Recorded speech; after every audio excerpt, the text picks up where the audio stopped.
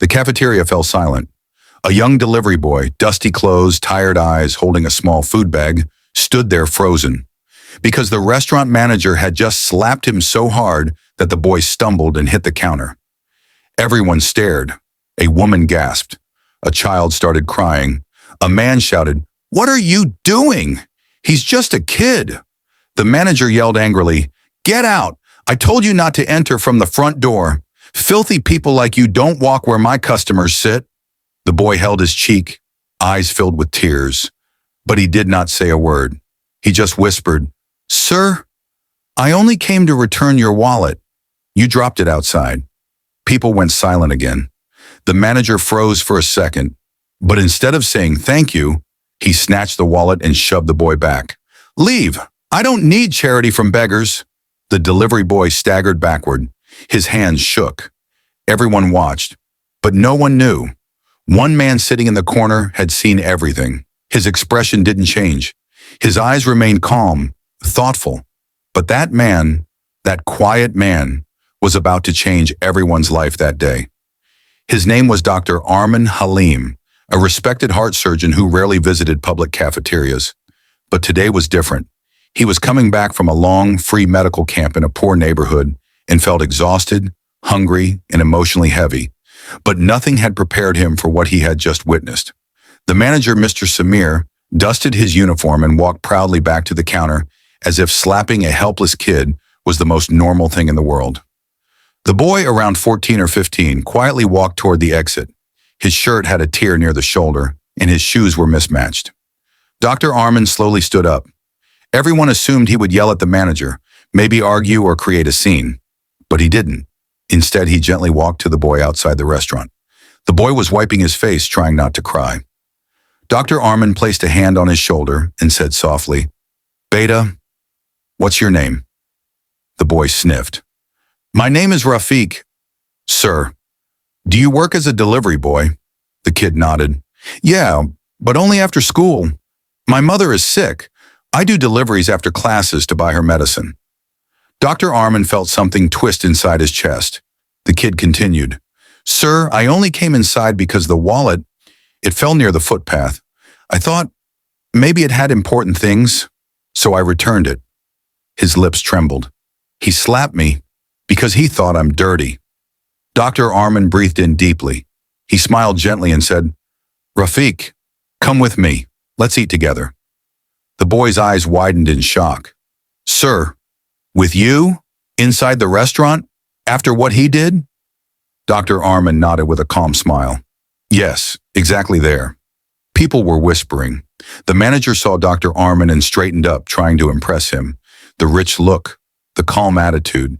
He assumed Arman was a VIP. "Welcome back, sir," he said with a fake smile.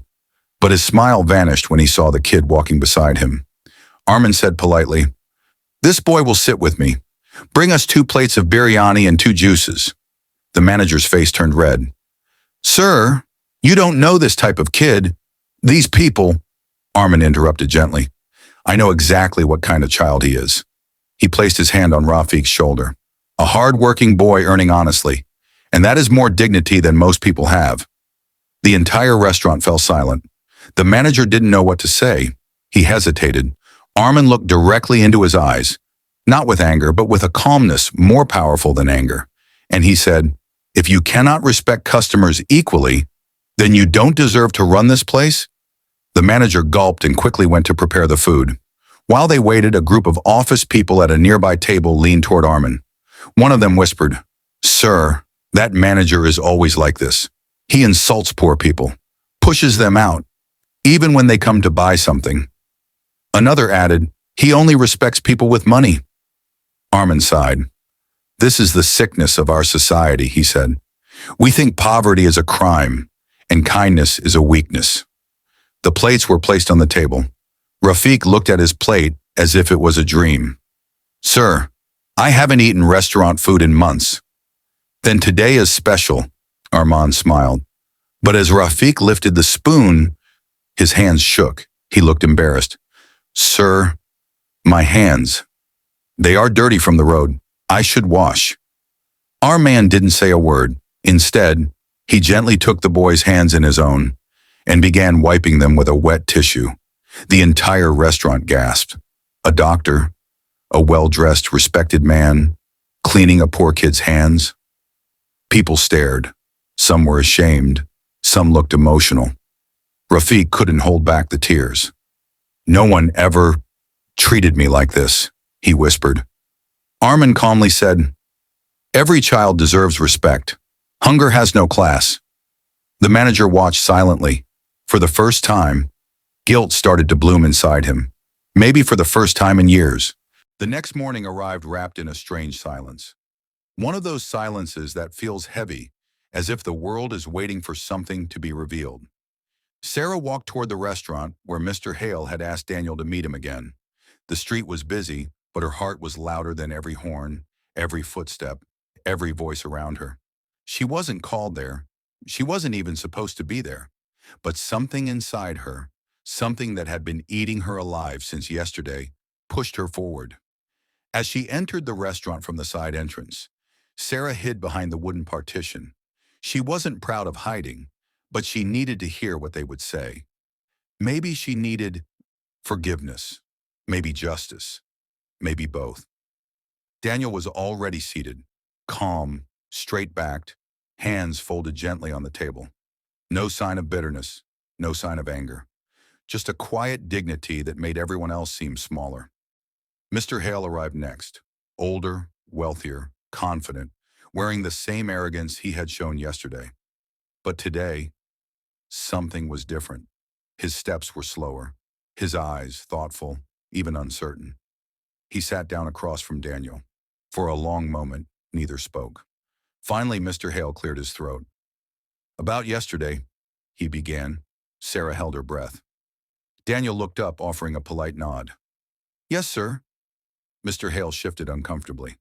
"I may have spoken too harshly." Daniel smiled faintly. "You didn't hurt me, sir." That simple line pierced Sarah like a blade. Mr. Hale exhaled deeply, then leaned back in his chair. "Daniel," he said quietly, "when the girl told me your mother stole the diamond necklace, something happened to me. I don't even know why. My mind simply snapped into a place it shouldn't have gone. I assumed the worst. I treated you like a criminal," Daniel finished gently.